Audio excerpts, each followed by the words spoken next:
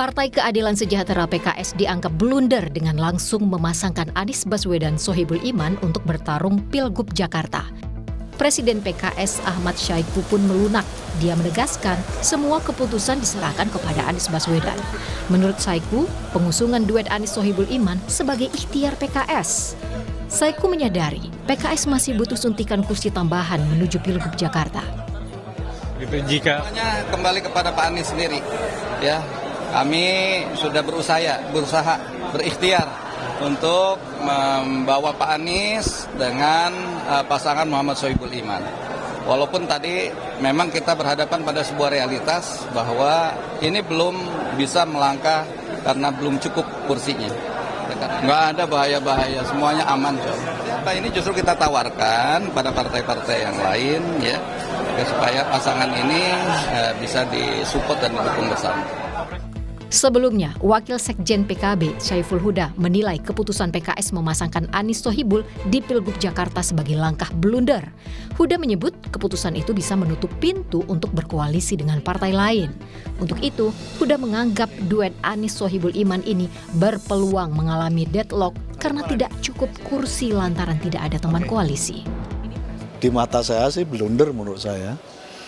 Itu yang saya sebut komunikasi politik yang semacam ini akan menutup pintu partai-partai lain untuk bisa bermitra dan membangun poros koalisi ini.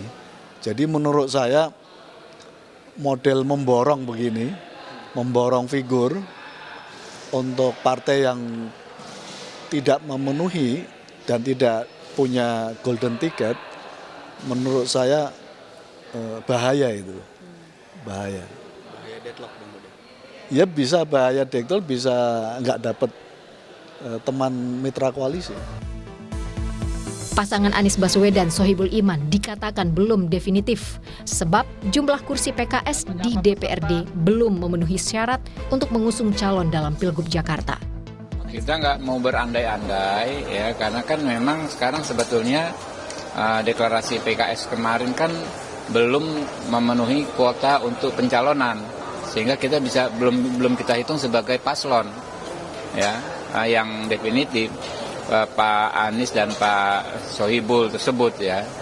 Jadi sulit kalau untuk memetakan, masih sulit. Apakah akan ada partai lain yang bergabung atau tidak? Tapi kalau Partai Gerindra, ya, untuk Jakarta kita berupaya semaksimal mungkin membangun komunikasi, terutama dengan partai-partai koalisi Indonesia Maju, ya, dan juga dengan partai-partai di luarnya. Terus ini kita intensif. Pengamat politik Trias Politika Strategis Agung Baskoro menilai PKS terlalu terburu-buru dalam menetapkan pasangan Anies Baswedan Sohibul Iman. Menurut Agung, kemunculan duet ini membuat partai politik lain mempertimbangkan kembali untuk berkoalisi. Saya kira ini terlalu tergesa-gesa atau terburu-buru, ya, karena nanti wow factor-nya jadi hilang. Elemen of surprise ke lawan-lawan politik, ke kandidat yang lain menjadi tereduksi. Nah, saya agak kaget karena menyayangkan ini sudah terjadi, ya, karena kan sebelumnya Pak Sohibul sebagai cagup, kemudian dalam hitungan 2 hari berubah menjadi calon wakil gubernur, kemudian mendeklarasikan satu paket dengan Anies. Nah, ini keputusan yang sangat cepat saya kira dan punya plus minusnya. Di tengah kebuntuan pembahasan koalisi, PDIP menawarkan kerjasama politik dengan PKB di Pilkada Jakarta. Mungkinkah membentuk poros baru untuk mengatasi kebuntuan pasangan Anies? Tim Liputan Kompas TV.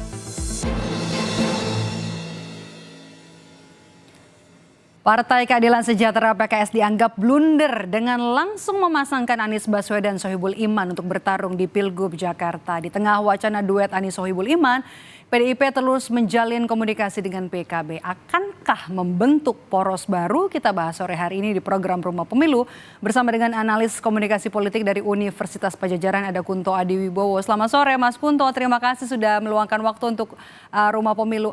Ini benar nggak PKS bikin blunder karena langsung mengunci duet Anies Sohibul Iman di Pilkada Jakarta? Ya, bisa dibilang blunder, bisa dibilang tergesa-gesa. Tapi menurut saya ada kekhawatiran tampaknya dari PKS. Karena dari pilkada sebelumnya di 2017 walaupun PKS ini penggantinya justru dari Gerindra gitu kan, yang seharusnya dari PKS. Belajar Nah, dari ini pengalaman ya. betul, belajar dari pengalaman itu PKS nggak mau ketinggalan kereta, nggak Mhm, mau apa dia kehilangan momentum dan mhm. tampaknya ini dia manfaatkan secepat mungkin untuk bisa mengunci pasangan Anies dan Sohibul Iman. Tapi kan sekali lagi belum ada apa kecukupan kursi ya dari PKS sendiri untuk mengusung sendiri sehingga akhirnya ini akan ya resikonya macam-macam akhirnya. Tadi deadlock juga bisa, lalu kemudian Mhm, ya partai lain tentu ya buat kami apa ketika PKS dapat calon wakil gubernur kan gitu. mhm, Nah, oke oke. ini akan apa merepotkan nanti ketika PKS berkomunikasi politik dengan partai-partai lain gitu sih Bang Eda. Oke, repot ya nanti untuk membuka koalisinya karena kan kalau misalnya udah jadi tawaran paket lengkap ya dari PKS. Tapi menurut Anda nih, Mas, duet Anies Sohibul Iman aman ini sebenarnya aman nggak sih atau sebenarnya masih bisa digocek lagi, masih bisa diutak-atik? Kalau menurut saya dari tadi ya, dari eskalasi. Tadinya kan Pak Mhm, Sohibul Iman calon gubernur. Beberapa hari jadi calon wakil gubernur gitu. mhm, Beberapa hari kita nggak tahu lagi jadi apa kan gitu. mhm, Mungkin becek lagi dan sangat mungkin berubah ketika tawaran dari partai-partai lain gitu. mhm. Ini kan PKS terkenal apa ya, di kematangan politiknya masih kurang, dalam Oke. artian untuk membangun koalisi, bernegosiasi gitu kan, dalam beberapa hal sejak tahun 2017 kelihatan bahwa PKS tampaknya dipandang terlalu naif di antara teman-teman partai politik yang lain gitu, Mhm, sehingga kenaifan ini banyak dimanfaatkan oleh partai-partai politik yang lain. Nah, ini pun juga kelihatan bagaimana PKS juga kelihatan apa ya tadi khawatir, cemas, terus kemudian melakukan apa move yang menurut saya bisa merugikan PKS sendiri gitu. Kalaupun akhirnya ini dibongkar pasang lagi, sangat mungkin, apalagi Anies juga berkomunikasi dengan mhm. banyak partai lain kan, Yang mau dengan kadernya PKB. jadi wakil, ada di posisi wakil ya? Betul, betul. Dan Mhm, oke. semuanya pasti ingin kadernya jadi posisi wakil karena Mhm, problemnya Pak Anies ini bukan dari partai manapun ya gitu oke. kan. Nggak ada yang mau ngeklaim juga gitu. Itu yang jadi masalah. Nah, nanti ketika ya kan Anies sudah diusung oleh PKS ya udah Aniesnya PKS saja gitu. Bisa-bisa begitu kan dan bisa-bisa PKS nggak kebagian lagi kalau wakil gubernur gitu. Mhm, oke, kita lihat ya, ini kan, yang sudah mengusung Anies juga adalah PKB. Menurut Anda, PKB ini bakal legowo nggak? Karena kan kemarin di Pilpres sudah pasangannya kan amin, sekarang aman lah gitu. Ikhlas nggak kira-kira PKB? Ya PKB pasti ingin dapat sesuatu ya Mhm, gitu. Kalaupun dia kemudian ya udah Anies sama PKB gitu. mhm, Wakilnya dari partai yang lain. Cuma pasti ada pembicaraan soal akhirnya selain Anies itu sebenarnya bukan orang PKB kan, tapi mhm, jatah PKB sudah terlanjur keluar untuk Anies. Nah, kompensasinya apa gitu. Tapi ada pembicaraan soal itu. Nah, ini kan yang kemudian menurut saya juga masih diperbincangkan untuk membentuk koalisi ini, baik itu dengan Nasdem, dengan PDIP, mhm, dengan PKS sendiri gitu. Jadi mhm. yang dilakukan PKS menurut saya ya kejutan tapi agak kurang menyenangkan gitu di antara partai-partai yang punya potensi untuk Ngusung berkoalisi Anies. mengusung Oke Anies oke gitu. oke oke. Kalau gitu gimana kita baca peluang, menakar peluang kemenangan, pasangan Anies Sohibul Iman di Pilkada Jakarta, Mas Kunto? Ya pada intinya kan nggak ada orang yang memilih calon wakil gubernur ya Mbak ya. Pasti semuanya memilih calon gubernur ya kan. Mhm, Nah, ini kan yang jadi kartu bagusnya Pak Anies gitu kan. oke. Orang memilih saya gitu kan dan elektabilitas saya tinggi gitu. Nah, itu yang kemudian jadi dagangan Pak Anies ke partai-partai politik yang lain. Sehingga kalaupun dipasangkan dengan siapapun dari partai manapun, saya juga punya potensi menang kok gitu. Paling tidak itu jualan Pak Anies hari ini yang menurut saya jadi apa ya nilai politik yang tinggi gitu. Sehingga Mhm, kalau mau di dengan Pak Sohibul Iman ya peluangnya cukup tinggi gitu. Kompatibilitasnya juga cukup tinggi. Tapi kalau misalnya dengan Mas Kaisang yang kemarin jadi isu terus Mas Kaisangnya sendiri bilang oh kita nggak cocok kok gitu. Ya itu ketidakcocokan itu atau incompatibility itu bisa mengganggu elektabilitasnya Pak Anies. Tapi kalau menurut saya kalau dari kader-kader PKS, kader PKB, kader Nasdem nggak akan ada masalah. Anda melihatnya justru cukup tinggi ya? Sudah bisa mengukur lumbung-lumbung suara Anies dan juga suara PKS di Jakarta. Ada masih yang perlu diraih nggak suaranya? Seperti di Jakarta Utara misalnya dan juga Jakarta Barat? Ya tentu saja, itu kan ada lumbung-lumbung PDIP gitu kan, dan ada lumbung-lumbung pendukung Pak Jokowi gitu. Tapi kan atau Pak Prabowo sekarang gitu. Nah ini yang kemudian perlu digarap oleh Pak Anies dan koalisinya yang masih belum terbentuk juga untuk kemudian bisa memperkuat basis-basis pemilih mereka gitu. Tapi pada akhirnya kan ini tidak sekedar soal teritorial gitu kan. Ini juga problem bagaimana mesin-mesin politik di nanti anggota partai koalisi itu juga bisa bergerak dengan memperluas dukungan di daerah-daerah mereka gitu. Oke. Kita pindah ke sisi yang lain nih. Selain Anies nih, ada juga nama Ridwan Kamil kan yang digadang-gadang juga jadi penantang kuat Ridwan Kamil di Pilkada Jakarta. Partai yang tergabung dan dalam Koalisi Indonesia Maju juga masih mengkaji nama yang bakal diusung di Pilkada Jakarta untuk jadi lawan Anies ya, RK. Kim ini bakalan benar-benar serius untuk ngusung Ridwan Kamil apa kemudian ada nama lain yang justru dimajukan selain RK? Sampai sekarang kan belum ada nama lain yang cukup kuat ya bisa menggantikan RK ya gitu. Karena walaupun masing-masing melakukan survei gitu kan, tapi nama Anies masih paling besar menurut saya gitu kan. Lalu disusul RK gitu. Nah setelah RK ini menurut saya belum ada nama yang cukup kuat lagi karena selisihnya cukup besar. Soal popularitas, soal elektabilitas juga cukup besar sehingga pasti Kim menghitung untuk memajukan tokoh yang punya modal elektabilitas yang kuat karena ini kampanyenya cuma sekitar 3 bulanan dan dalam 3 bulan agak susah menggeser elektabilitas Anies yang cukup tinggi gitu. Nah di lain sisi Golkar yang punya Ridwan Kamil ini kan tidak punya masalah di Jawa Barat gitu karena Oke. saya juga nggak punya calon Tapi lagi. kalau gitu Mas Kunto kira-kira nama lain nih kalau bukan RK nantinya siapa nama lain yang juga bakalan diusung oleh Koalisi Indonesia Maju? Kaisang ya. Kaisang. Ya itu kan kartu yang belum keluar kan gitu. Karena buat apa susah-susah ke MA kemarin Mahkamah Agung sehingga mengubah batasan usia juga untuk calon gubernur kan gitu. Sehingga ini bisa tiba-tiba keluar di akhir gitu. Itu sangat mungkin. Tapi cukup kuat gak Kaisang jadi Jakarta 1 atau Jakarta 2 atau karena faktor akseptabilitas dari istana? Ya kalau menurut saya karena Kim dan istana merasa percaya diri punya resep untuk memenangkan pilkada sebagai replikasi pemilu atau pilpres kemarin gitu.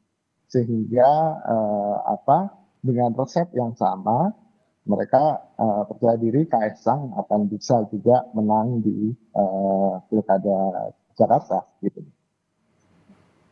Oke, kalau itu akhirnya nanti Golkar legowo ya, kadernya nanti dilepas dari Jawa Barat yang kemudian yang memang potensinya besar untuk menang ya, dan kemudian melepaskan Ridwan Kamil ke Jakarta. Tapi menurut Anda membaca dari pernyataan-pernyataan dari Partai Golkar termasuk juga Ketua Umum partainya yang sampai saat ini belum fix, belum rela sebenarnya untuk melepaskan RK. Anda membaca seperti apa, Mas Kunto? Ya ini semuanya sebenarnya belum fix Mbak. RK juga belum fix, Anies juga fix gitu kan. Karena memang dinamikanya kita tunggu sebulan ini lah. Bulan Juli ini jadi klimaksnya gitu. Jadi klimaksnya bagaimana akhirnya komunikasi-komunikasi politik antar partai itu akan bermuara kemana gitu, akan jadi apa koalisi gitu kan, dan akhirnya nama-nama yang muncul akan siapa gitu. Kalaupun ternyata ada 3 porosnya Pak Anies, porosnya RK, dan porosnya Kaisang gitu tiba-tiba, itu juga sangat mungkin, dan yang dirugikan justru porosnya RK kan gitu, karena akan beririsan dekat dengan porosnya Mas Kaisang gitu. Nah ini yang kemudian juga diperhitungkan pasti oleh Golkar, jangan sampai saya kejebak nih udah nggak dapet Jawa Barat, nggak dapet Jakarta juga kan gitu. Ini yang kemudian jadi pertimbangan di Golkar pastinya. Oh ini menarik nih, kalau kita ngelihat poros di Pilkada Jakarta, ada porosnya Anies, porosnya RK sejauh ini ya, kemungkinan ada peluang 3 poros kah di Pilkada Jakarta nanti, Mas Kunto? Ya tadi ya, porosnya Mas Kaisang bisa tiba-tiba muncul gitu.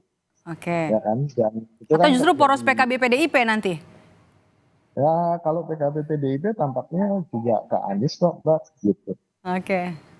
Ya, karena kan sejauh ini kan juga PKB lebih dekat ke Anies gitu kan. PDIP pun juga beberapa kali menunjukkan sinyal-sinyal yang mendekati Pak Anies gitu. Jadi tampaknya akan mengkerucut ke situ, tapi saya nggak tahu. Sangat mungkin juga ada kejutan-kejutan nama baru. Kalau RK nanti jadi ke Jakarta, apakah kemudian Gerindra akan sapu bersih di Jawa Barat, Mas Kunto? Ya enggak juga. Kalau Nggak menurut juga. saya tidak ada yang pasti dalam pilkada Mbak. Gitu. Walaupun peluang kemenangannya besar untuk Pak Deddy Mulyadi, tapi pasti ada perlawanan sengit dari PDIP gitu yang nantinya katanya mau mengajukan Bu Susi gitu kan, dengan tenggelamkan kan juga cukup punya daya ungkit yang tinggi gitu kan, belum lagi PKS yang memang basisnya di Jawa Barat gitu. Jadi bukan hal yang mudah bagi Gerindra untuk memenangkan Jawa Barat walaupun nanti Ridwan Kamil ke Jakarta. Walaupun udah 2 kali menang pileg ya di sana ya Gerindra ya, 2 periode ya. Oke, kita bahas soal ini deh, peta politik Mas Kunto. Anda melihat peta politik di Pilkada Jakarta ini berulang ya dari Pilpres? Tampaknya akan seperti itu ya. Tampaknya akan mengulang apa yang ada di Pilpres 2024 dan apa ya, ini jadi mini Pilpres atau sangat mungkin PDIP bergabung dengan PKB kan akhirnya, dan PKB juga akan bergabung dengan koalisi perubahan sebelumnya, sehingga sangat mungkin 2 jadi berhadapan-hadapan. Ini masalah pro Jokowi anti Jokowi akhirnya narasinya, Masih ada ya. lagi jadi kemungkinan sentimen yang dimunculkan bisa jadi itu, apalagi kemudian kalau Kim mengusung Kaisang sebagai perwakilan atau sebagai calon gubernurnya gitu, dan bukan Ridwan Kamil, maka akan terasa hawa Jokowi sebagai aktor utama dalam Pilkada Jakarta ini.